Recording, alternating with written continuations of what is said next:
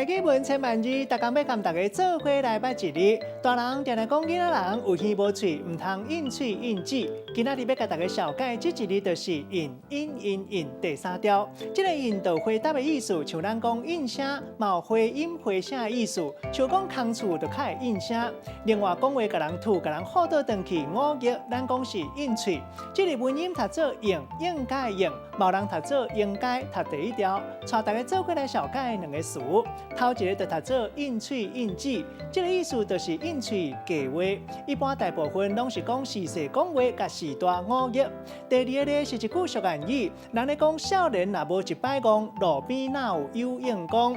这句话本地意思是讲古早登山过台湾冒险的精神，落尾冒苦劝人唔通冲动的意思。咱用一句话来举例，甲这两个例夹做伙。譬如讲，人咧讲少年若无一摆讲，路边哪有应公。阿明少年未晓想，五极时代应喙应指，慢慢有会知影家己过去有较欠点的所在，改过自新，知影讲友好父母才应该。今仔日小解这一日读做应，另外一个音读做应，提供给观众朋友来参考。